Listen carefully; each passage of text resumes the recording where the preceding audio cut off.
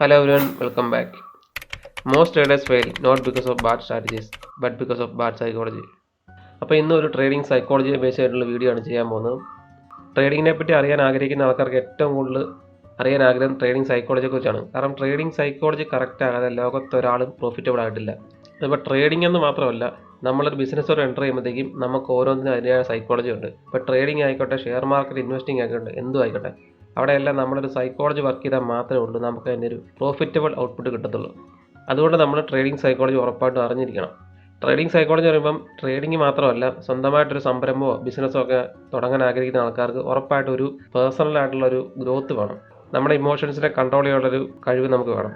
തീരുമാനങ്ങൾ നല്ല അടിപൊളിയായിട്ട് എടുക്കാനുള്ളൊരു കഴിവ് വേണം. അപ്പോൾ ഇതെല്ലാം കൂടി ചേരുന്നതാണ് ട്രേഡിംഗ് സൈക്കോളജി. അതായത് ട്രേഡിംഗ് സൈക്കോളജി ട്രേഡേഴ്സിന് വേണ്ടി മാത്രമല്ല, സ്വന്തമായിട്ട് കാര്യങ്ങൾ പഠിച്ച് പ്രാക്ടീസ് ചെയ്യാൻ ആഗ്രഹിക്കുന്ന എല്ലാ ആൾക്കാർക്കും ഈ ഒരു സൈക്കോളജി ആപ്ലിക്കബിൾ ആണ്. അപ്പോൾ ഇന്നത്തെ വീഡിയോയ്ക്ക് ഞാൻ പറയാൻ വന്ന് 5 മൈൻഡ് സെറ്റ് ഷിഫ്റ്റിനെ പറ്റിയാണ്. ഈ 5 പോയിന്റ് നിങ്ങൾ കേൾക്കുക, എന്നിട്ട് എന്തൊക്കെയാണോ നിങ്ങളുടെ ട്രേഡിംഗ് സൈക്കോളജി കറക്റ്റ് ചെയ്യാൻ വേണ്ടി നിങ്ങൾ വരുത്തേണ്ട മാറ്റങ്ങൾ അത് ഉറപ്പായിട്ട് നിങ്ങൾ വരുത്തി നോക്കിയാൽ നിങ്ങൾക്ക് ഉറപ്പായിട്ടും ഒരു അടിപൊളി ട്രേഡർ ആകാൻ പറ്റും. ട്രേഡറല്ല, ഒരു അടിപൊളി ഒരു ഹ്യൂമൻ ബീങ് ആകാൻ പറ്റും. അപ്പം നമുക്ക് നേരെ വീഡിയോയിലോട്ട് പോകാം. ഒന്നാമത്തെ പോയിന്റ് എന്ന് പറയുന്നത് ഡിറ്റാച്ച് ഫ്രം മണി. അതായത് നമ്മുടെ പണത്തിനോടുള്ള സമീപനം തന്നെ നമ്മളൊന്ന് മാറ്റി പിടിക്കണം. നമ്മൾ ചെറുപ്പകാലം തൊട്ട് പണം എന്ന് പറയുന്നത് നമ്മൾ ഭയങ്കര ഇമോഷണലി അല്ലെങ്കിൽ വൈകാരികമായിട്ട് നമ്മൾ അപ്രോച്ച് ചെയ്യുന്ന സംഭവമാണ് പണം നമുക്ക് നഷ്ടപ്പെടുത്തി കളയാൻ ഒരിക്കലും നമ്മൾ വില്ലിങ്ങില്ല. പക്ഷേ ഇന്നത്തെ ഒരു ലൈഫ് സ്റ്റൈൽ വെച്ച് നോക്കുമ്പോൾ പല ആൾക്കാരും അടിച്ചു പൊളിക്കാനും വെള്ളമടിക്കാനും മറ്റു പരിപാടിക്ക് വേണ്ടി എല്ലാം ഇഷ്ടംപോലെ പണം ചിലവാക്കുന്നുണ്ട്. അപ്പോൾ നിങ്ങളൊന്ന് ആലോചിച്ച് നോക്കിയേ, ഒരു വർഷത്തിൽ നിങ്ങൾ എൻ്റർടൈൻമെൻറ്റിന് വേണ്ടി മാത്രം ചിലവാക്കുന്ന പൈസ നിങ്ങളൊന്ന് മാറ്റി വെക്കുകയാണെങ്കിൽ എത്രത്തോളം രൂപ ഉണ്ടായി. പക്ഷേ ട്രേഡിങ്ങിലോട്ട് വരുമ്പോഴത്തേക്കും നിങ്ങൾ P&L കൃത്യമായിട്ട് കാണാൻ പറ്റുന്നത് തന്നെ പല ആൾക്കാർ 1 വർഷം 2 വർഷമൊക്കെ പോകുമ്പോഴത്തേക്കും വലിയൊരു ലോസാണ് കാണുന്നുണ്ടല്ലോ, നിങ്ങൾക്ക് വലിയൊരു ഹാർട്ട് ബ്രേക്ക് ആയിരിക്കും. പക്ഷേ നിങ്ങൾ ജസ്റ്റ് ഒന്ന് കൂട്ടി നോക്കുക, ഒരു വർഷത്തിൽ നിങ്ങൾ ഇതുപോലെ അനാവശ്യ കാര്യങ്ങൾക്ക് വേണ്ടി ചിലവഴിച്ച പൈസ എന്തോരം ഉണ്ടെന്ന് നോക്കിയാൽ അത് അതിനേക്കാൾ കൂടുതലുണ്ടായിരിക്കും. ഇത് വിസിബിളി കാണുന്നതുകൊണ്ടാണ് നിങ്ങൾക്ക് ആ ഒരു ഹാർട്ട് ബ്രേക്ക് ഉണ്ടാകുന്നത്. അല്ലാതെ നിങ്ങൾ ഇഷ്ടംപോലെ പൈസ അല്ലാത്ത കാര്യങ്ങൾക്ക് വേണ്ടി ചിലവഴിക്കുന്നുണ്ട്. അതുകൊണ്ട് തന്നെ പണത്തിനോടുള്ള വൈകാരികത നിങ്ങൾ കുറച്ച് കൊണ്ടുവരിക. എന്നാൽ മാത്രമേ നിങ്ങൾ ട്രേഡിങ്ങിനെ ഒരു പ്രോബബിലിറ്റി ആയിട്ട് കാണാൻ പറ്റത്തുള്ളൂ. കാരണം ട്രേഡിംഗ് എന്ന് പറയുമ്പോൾ പ്രോബബിലിറ്റിയാണ്. പ്രോബബിലിറ്റിക്ക് ഏറ്റവും കൂടുതൽ ഇമ്പോർട്ടൻ്റ് ഉള്ള ഒരു സംഭവമാണ് ട്രേഡിംഗ്.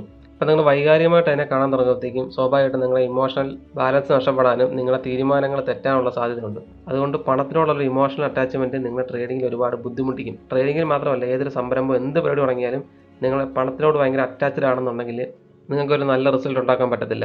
കാരണം നിങ്ങൾക്ക് നഷ്ടപ്പെട്ടു പോകുന്ന പണത്തിനെക്കുറിച്ചായിരിക്കും നിങ്ങൾ എപ്പോഴും ചിന്തിക്കുന്നത്. ഇപ്പോൾ ട്രേഡിങ്ങിൽ തന്നെ ഏറ്റവും കൂടുതൽ ആൾക്കാർ പറഞ്ഞിട്ടുണ്ടല്ലോ, അവർ ലോസിനെ കുറിച്ചായിരിക്കും കൂടുതലും ഇതാകുന്നത്.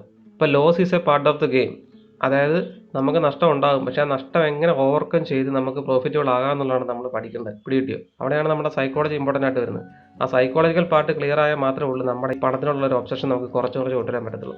അപ്പോൾ ഇതിനൊരു സൊല്യൂഷൻ എന്ന് പറയുമ്പോഴത്തേക്കും നിങ്ങൾ ലാർജ് സ്കെയിലിൽ കാര്യങ്ങളെ കണ്ട് ശീലിക്കുക. അതായത് നിങ്ങൾ എന്തിനാണ് ട്രേഡിങ്ങിലോട്ട് വന്നത്, ഇതിനകത്ത് ഇതുപോലത്തെ പ്രശ്നങ്ങളൊക്കെ ഉണ്ടാകും, പക്ഷേ ഇങ്ങനെയൊക്കെ കാര്യങ്ങളൊക്കെ ചെയ്താൽ മാത്രമേ ഉള്ളൂ എനിക്ക് 5 10 വർഷം കഴിയുമ്പോഴത്തേക്കും എനിക്കൊരു നിലനിൽപ്പുണ്ടാകത്തുള്ളൂ, അല്ലെന്നുണ്ടെങ്കിൽ ഞാൻ വിചാരിച്ച റിസൾട്ട് എനിക്ക് ഉണ്ടാക്കാൻ പറ്റത്തുള്ളൂ.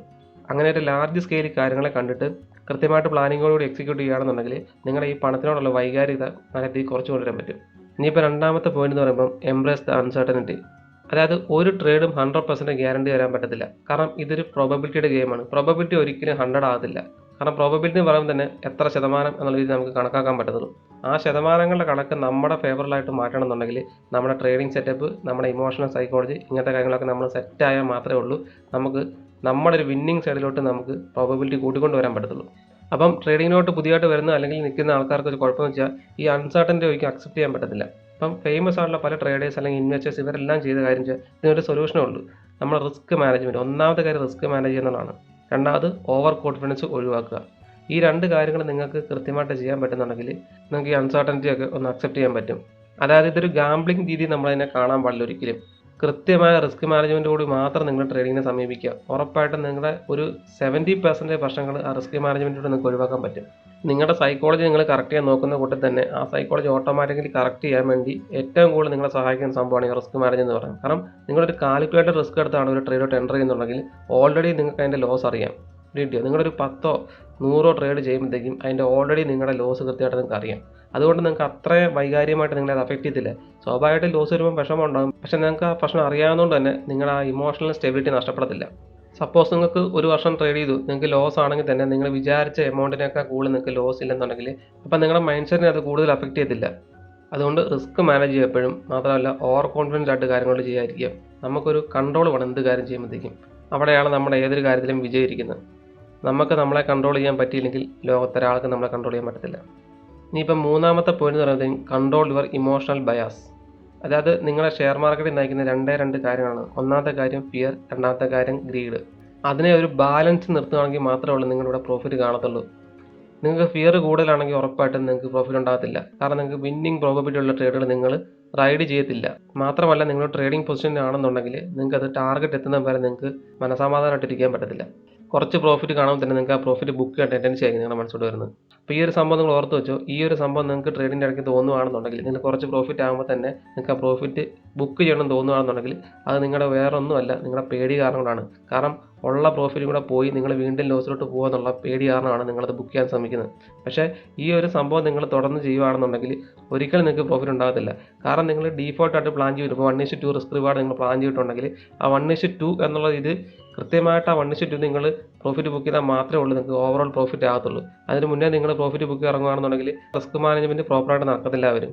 ഇനി രണ്ടാമത്തെ കാര്യം ഗ്രീഡാണ്. അതായത് നിങ്ങൾ 1:2 റിസ്ക് റിവാർഡ് വെച്ചെന്ന് ചോദിച്ചു, ഇതേ സെയിം സിനാരിയോ അവിടെ നിങ്ങൾ 1:2 ടാർഗറ്റ് ആയതിനു ശേഷം നിങ്ങൾ വെച്ചോണ്ടിരിക്കുന്നത് വെച്ചു 1:3 അല്ലെങ്കിൽ 1:4 ഓട്ടം വെച്ചോണ്ടിരിക്കുന്നത് വെച്ചു. അങ്ങനെയാണെന്നുണ്ടെങ്കിൽ സ്വാഭാവികമായിട്ട് നിങ്ങൾക്ക് ഗ്രീഡാണ് ആക്ട് ചെയ്യുന്നത്. അപ്പോൾ നിങ്ങളൊരു പ്ലാൻ കൃത്യമായിട്ട് ഉണ്ടാക്കിയിട്ടുണ്ടെങ്കിൽ അത് കൃത്യമായിട്ട് എക്സിക്യൂട്ട് ചെയ്ത് നോക്കുക. ഫിയറും ഗ്രീഡും എങ്ങനെ ബാലൻസ് ചെയ്യുന്നതാണ് നമ്മളവിടെ പഠിക്കേണ്ടത്. അതിനാണ് നമ്മുടെ സൈക്കോളജി കൃത്യമായിട്ട് നമ്മൾ പഠിക്കണം എന്ന് പറയുന്നത്. അതായത് നമ്മൾ എവിടെയാണോ നമ്മൾ ബാലൻസ് ചെയ്തിട്ട് പോകുന്നത് അവിടെ നമ്മളെ കറക്റ്റ് ചെയ്ത് നമുക്ക് പിടിച്ചു നിർത്താൻ പറ്റണം.